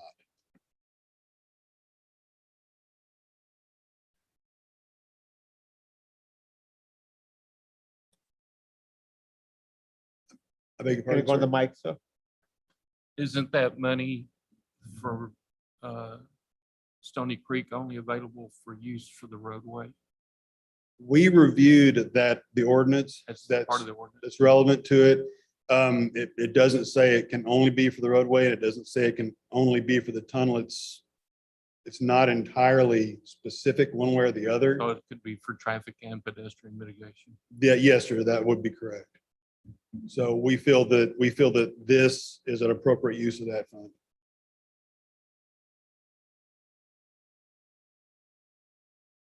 Law, you also indicated traffic signaling at the two major intersections. Yes, sir. At one time, there was discussion that there would be roundabouts. The plant, we're not anticipating any additional roundabouts at this time. I mean, that's something we could certainly look at and evaluate. Given the geometry of the area, I don't know that a roundabout would necessarily be the correct solution. If we had dedicated left turn lanes, dedicated left turn signalizations, that seems to me that would be the more effective way to develop this area. If we wanted to put in a roundabout, say, for example, similar to what's out there now, we probably have to get additional right of way from the residents in the area. And I just wouldn't recommend that, but we can certainly look at it if y'all would like us to do so. Well, and the only reason I bring it up is because I thought that there was some preliminary work done in that regard. And I just didn't, whatever works best is what works best. But the logic behind the roundabout idea was minimizing lighting or lights. Sure. And large masses of crossing concrete and things like that, although you could argue that there's still the same amount of concrete around the roundabout if you look at the one we got out here. I just didn't want to miss an opportunity of some preliminary work that might have been done and considered, even though it was very preliminary at the time. So I'll certainly take another look at that to be on the safe side. I would say I have never seen any preliminary work have been done. I don't want to sit here and tell you absolutely that none was ever done, but have never seen it in my time here. it may not have really been officialized in such a way that it got to your level. It may have been more through discussion. It was Mayor, do you- right before Jenkins came. Yeah. It was a different engineer at that time. I mean, in fact, I believe at one time, including this one, there were 5. But Town East Collins was one of them. But Town East Collins is not practical for a roundabout. When you think about the way that arterial is going to be made, particularly as a 4-lane divider, that ain't gonna work. And So I- most it would have been 4. I would agree with that, sir. And again, I can't say for sure what may have happened prior to my time here, other than I've never seen anything on paper about it. So, yeah, I mean, you're limited to what you've got to be able to find. You might just, I'm sure you've probably looked at the traffic, the arterial traffic study plan for North Texas where it shows what our arterials are going to be and our primary routes. I don't know if anything was ever documented into that document.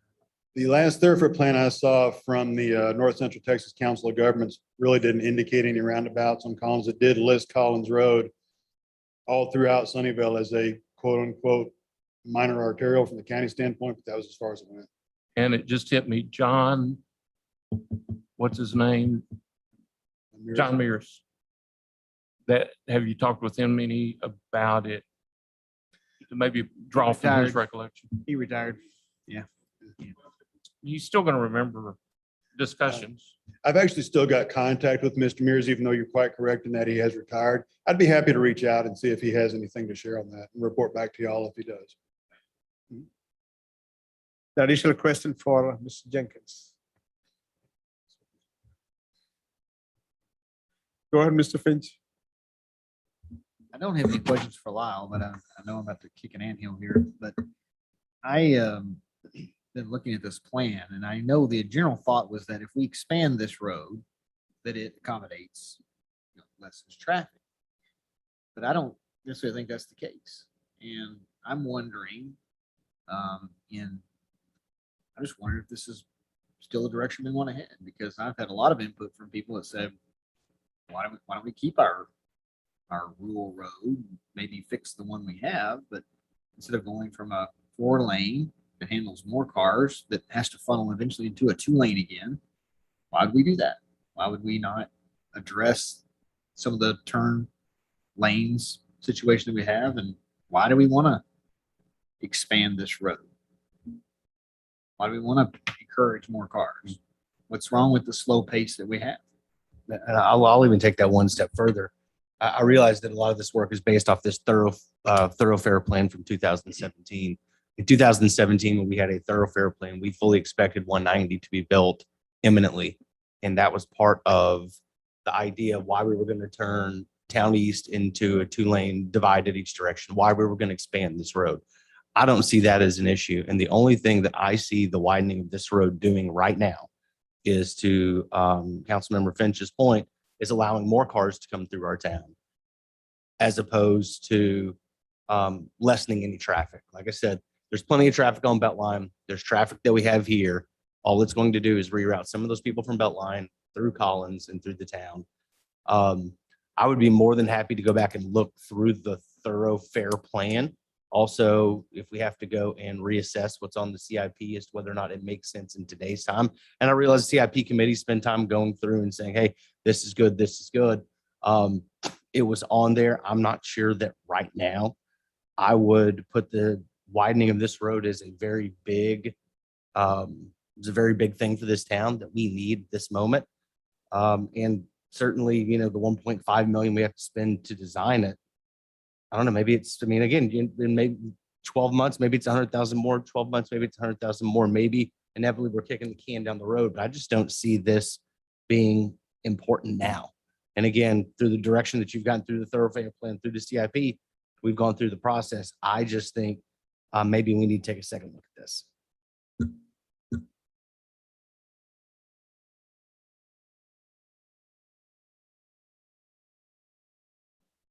So I know the reason we're trying to push this now is because we have flex and matching funds, right? So we're still having to issue basically $500,000 in COs to match the funds. So it kind of puts us in a little bit of a position to where we have these matching funds that are out there. I don't know how long they're good for. I don't know what's our timeline on being able to match, to utilize the matching funds. Do you have any idea on that? Like, do we have to do this now, Lyle? Is there urgency in? I'm not aware of any specific, for lack of a better term, an expiration date on the funds. Again, that is something I would be certainly happy to research and report back to y'all. Through TxDOT is TxDOT, yes, sir. Charles, go ahead. We're also getting funds from Dallas County for the construction phase. And so those are scheduled, I believe, in 2024. And so that's why we need to get design started now, so that we're ready to start construction in 2024 when Dallas County's funds become available to us. Were they just matching funds, Charles? It's It's matching, but I can't remember what the amount is off the top of my head. I just, yeah, and I know we've headed down this path, and I don't think I don't remember discussing this since I've been on council. So just 1 second. Sure. Mr. Finch. So the 450 is the one, the text dot for design. Yes, sir, that's correct. And then the money that Charles is referencing would be part of the actual construction. So the two funding sources, one is text dot 450 for the design. Then how much are the Dallas County one? We will get that only and only if you have a design completed. Am I right? Correct, yes, sir. Okay. Mr. Finch, go back, sir. I don't know if I have any further comments and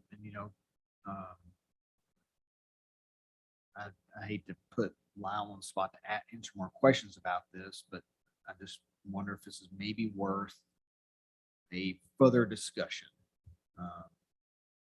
And maybe we end up where we are, maybe if we can do it, in the next month or two, maybe we end up right where we are and we still have time to get this, to take advantage of this. But I just think it may be worth a broader discussion regarding Collins. I'm just not sure widening the road solves any problems other than we have a wider road. I mean, that's my point, is that we drastically change the characteristic of our town from the roundabout all the way to where we end if we put a 4-lane in, just like we've done right out here. And if that's ultimately where we decide we want to go, that's fine, but it will change the characteristic of our town, and I'm not sure for what benefit. Again, I'm not the expert, so there may be some reason that you can tell me that it's worth doing a 4-lane road that will eventually go back down to a 2-lane again. Well, the only thing I can suggest, and I certainly do understand where you're coming from. I really do understand that. The traffic is going to increase on Collins Road, in our opinion, as staff's opinion. The development trends in the area, as stated in the report or such, traffic is going to increase regardless. Even right now today, it can be very difficult to get through that area during rush hour periods. The school is there, as you'll know. There is concern on the part of what if there's an emergency in the area and it's difficult for first responders to get through there. Those are all concerns. That is one of the reasons why we are presenting this to y'all tonight to move forward with it. Again, I certainly understand where you're coming from, and I do appreciate the concerns, but those are sort of the primary drivers behind why we're here presenting this to y'all tonight. And thank you, Lyle. And Bob, I'm curious, based on your experience, and Tyler, having experienced some of these probably same growing pains, if you have any insight you can give us. I appreciate you asking me that, Councilman.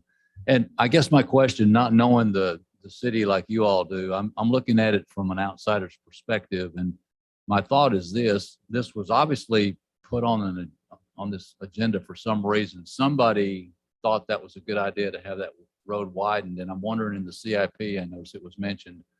My thought as town manager would be, if we took a look and find out, is that still viable? If this council does not think that's a good project, somebody did think that was a good project. I don't think that's a staff-driven issue. I don't believe. Lyle, were you the one that came up with the idea to widen the road? I would, well, no, I'd have to say no, sir. Right. Well, and I'm sure Charles probably wasn't either. So, but I mean, somebody decided this based on my opinion. I'm just giving you what I think. I really think that at some point the council is going to have to address that issue. There will be a point in Sunnyvale's growth where that becomes an issue. It may not be the issue right now, but do we want to say, let's not even address it right now at all? Or do we want to at least say, you know what, it might be a 3 or 4 year down the road issue, but maybe we ought to at least take a look at getting the design put together and take a look at that, whether or not you fund it fully or start the project is a second matter. But I think it might be something you want to consider. If you'd like, we can bring that back to council with a little bit more information. I think it's probably to your advantage it needs to be on a future radar. Sooner rather than later. I will address one thing. Yeah, I mean, I completely agree. It's something that I think we should take another look at. When we were coming through with the thoroughfare plan, of course, there was going to be 190 coming through. We're going to be widening, creating more of a thoroughfare. You're talking about the growth of our town. The town is growing. It's the growth of the towns around us And I do realize that through rush hour, there's going to be more and more traffic and it's going to be more and more difficult to get through town. The more and more difficult it is to get through town, the more and more people are going to find different ways to get there. The slower it is for them, it's going to make them find alternate routes as opposed to us building a better road and giving them more reason to drive through, in my opinion. But I do think we should relook at this, go through the thoroughfare plan, go through the CIP, and take another look before we decide to spend $1.5 million on something that maybe we don't think is in the best interest of the town today.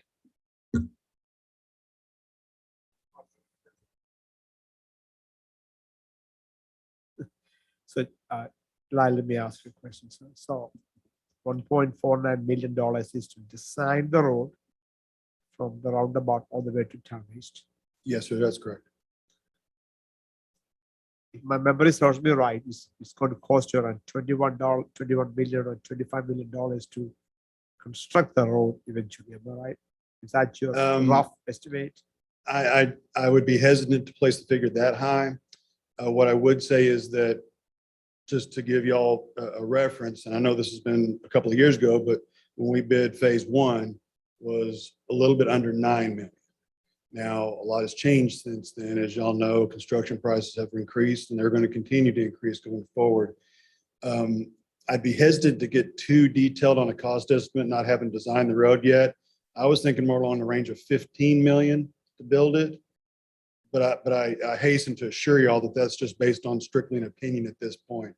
And that is just a subjective estimate at this I point. understand. If it came to, let's say we have the estimate 15, 21 or the number maybe, right? Can we face the construction in that time or we have to build all at one time? It could, Because the money is an issue. we could work a phasing into the design. You know, for example, we could split it into 2 portions. We would have to figure out exactly where that break point would be someplace appropriate. And if the design is done and the opinion of probable cost is, let's just say for talking purposes, 20 million. If we elected at that time to maybe just build the southern half of it now and the northern half later, we could work that into the design. I mean, that could certainly be done. So the 2 questions on that, right? So we had 2 grants, one from TxDOT and one from Dallas County. They all require that we design and build the entire road or only portions? of the road? No, sir, the grants are just for the road. There's no phasing stipulation, or I should say lack of phasing stipulation into it. I think as long as we're at least starting and the project is, at least in part, to use the term shovel ready, that would be adequate. It would not be a deal where we had to build the entire thing or nothing.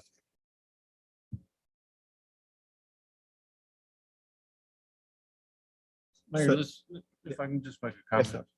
This is for design only, and not that you typically design it and shelve it for a few years and wait to build it. Usually you don't. You design it, then you put it out for bid to have it built. But this is only for the design side of it. That's number 1. Number 2, as much as I dislike committees, the way this town has become run by committees to a certain degree. This was the reason this got put on the radar was because of, as the acting town manager said, because it's on the CIP plan. We talked about this a year and a half ago when we had our first CIP review at our retreat. This has all been in the plan. Yeah, I'm sure there's residents that don't like the fact that that's in the plan to be a 4-lane divided road. But this has been in the plan. They don't like it. Maybe they should have looked a little bit closer before they moved to where they're moving to. We've got traffic issues that if we don't get started on this, we won't even have the design done before we really need it. I totally understand where other members are coming from, but you know, typically government's behind the 8 ball, and kind of in a way we are behind the 8 ball because we haven't done much at all to the 2-lane portion of Collins Road. I mean, not much at all for the section between Town East and where the roundabout starts. What are we? You said we're maybe a year before we have design? They were estimating, I believe it was 14 months, 16 months. to Okay, complete so the that design. puts us into 2023 before we even think about putting it out for bid. Yes, sir. And then it's probably, if you base it, although this got hit with a lot of rain, but you don't know that that's not going to happen anyway. This is probably 50% more longer, took 50% longer than what it should have because of extenuating circumstances outside of the contractor's control. You're talking 2025, 2026. Before you really start turning dirt, and maybe even probably into 2026 before you've got a completed road. Now, I don't, I used to complain a lot about the signal light at Orange Bridge and Beltline taking so darn long to get through. Until I happened to realize that the easier you make the signal light, the more traffic you're going to have. Now, which goes to Member Freeman's point. If you don't, and to a certain degree the others, if you don't improve the road, you're going to keep control of the traffic. But you just took care of a lot of retail businesses down here that looked at the thoroughfare plan that said, you know what, that thoroughfare plan says the traffic's going to start opening up. That means retail dollars. So I think we need to be careful about tapping the brakes or slamming the brakes for something that's going to be a 3 or 4 year period before we even start seeing it come to light, because a few residents, we checked into our property before we bought it. And the answer was, my question was, will Orange Bridge ever be widened? And the response was, probably not, but if it did, it'd probably be 40 years. Well, we're now at 40 years plus. And then with the knowledge of Orange Bridge, it's highly unlikely it would ever get widened. But Tripp Road, different story. Because Tripp Road is a road that has far more traffic than Orange Bridge does. So I think we need to be careful about how we're tapping the brakes here. I totally understand. Lyle, just, if you could comment on whether or not you do design to this level and then shelve it, like you can flip the switch off, and then when you're ready, you can flip the switch on. If you could comment to that, and that's my comment. Thank you, sir, and I appreciate your views. What I would say, just to briefly answer your question, is while it would be unusual to design a project 100% and then, to use your words, shelve it, it has been done before. It can be done. And if the OPC is such at the time that we think that's the best thing to do, then that's the reason why it couldn't be done. I wouldn't want to leave it on the shelf for 10 years, but I think a short time could certainly be doable. Mr. Allen? Mayor, it seems to me that this is going to cost the town about $500,000, $450,000 to design. The rest of it's escrow and matching funds. I'm mixed on how far we go with widening. Maybe we don't go all the way to Town East. Maybe we only go to Stony Creek. So I don't know where we go with the construction, but the design alone is going to be 450 plus. So we use their $1 million, put our 450. I'm okay with going ahead with the design, and then we can talk about how far we want to go before we dump 20 millions or more on top of our residents for widening the road. It deserves another discussion, maybe not tonight, but I could probably support the design tonight.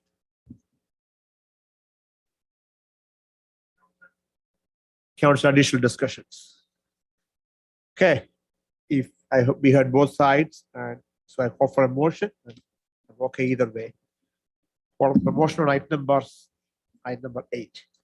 Mr. Mayor, I make a motion to comment. I agree with Mr. Allen. I'm ready to, I do support going ahead and doing the phase. I do have some slight disagreement with Mr. Egan's comments on residents and plans, but that's for. Mr. Fitzgerald, I'll make a motion that we come back and I'll give it time to discuss. I'll make a motion to approve item number 8 as presented. Motion made by Mr. Finch, second. Second by Mr. Egan to approve item number as presented. Everyone heard the motion? The additional discussions or comments, Mr. Finch? I already made them. Are there additional comments or discussions? Mr. Freeman? I do think that this does need further discussion down the road. So at some point, I would like to see this come up. Can you help clarify that, sir, please? I thought talking about once the design is done. I will in discuss the it. next motion. How about that? The what? I will in the next number on the agenda. How about Of the that? mayor and council. Yeah. Yes, sir. Fair enough. Okay, anyone else? Any other discussions? So if I remember correctly, still motion made by Mr. Finch, I think, second by Mr. Egan to approve item number 8 as presented. Everyone heard the motion? Are there additional discussions? All in favor signify. All opposed? Motion passed 4-1. In favor, Mr. Finch, Mr. Allen, Mr. Egan, and Mr. George. And opposed, Mr. Freeman, Mr. Clark, and Mr. Eldridge are absent. Thank you, Mr. Okay, moving on to item number 9, mayor and council request of future staff updates. Let's item. Mr. Freeman. I would like to, in the future, this does not have to be by the end of the year, because we've already just approved going ahead and doing this, so I have no issue with that. Sometime next year to get together and go through this fair plan, see if it still makes sense in today's day and time, given the 190 issue that we've got. And we will be addressing CIP before then, so we could actually talk about whether or not to keep it on CIP at that point.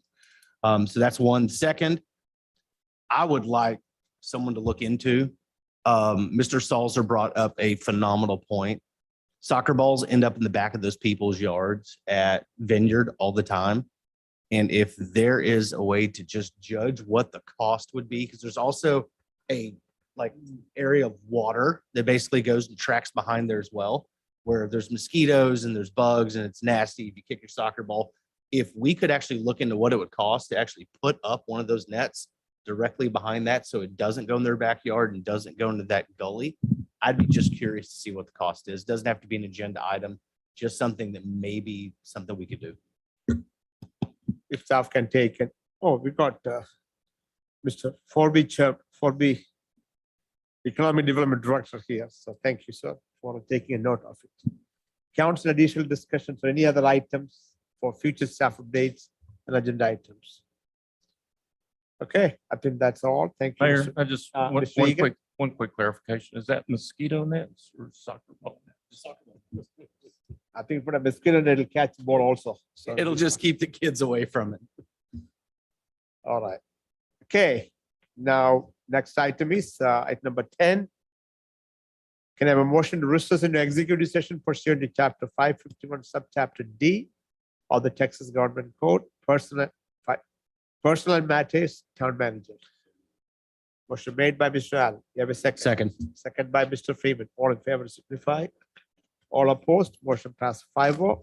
Time is 9:26. We are in executive session. Members of the audience, I do not expect an action out of the executive session, so you feel free to hang around. If not, have a good night. Thank you, staff, for your help.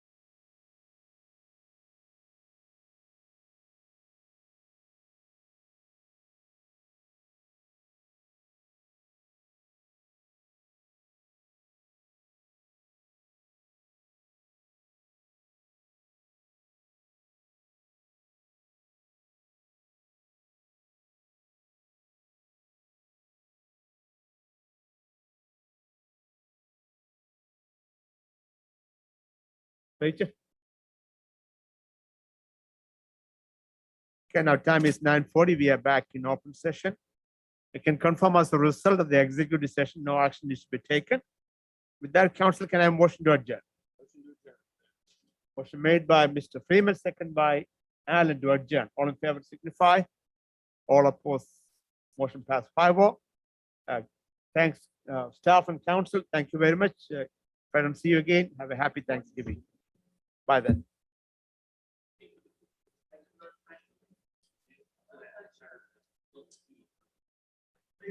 Yes.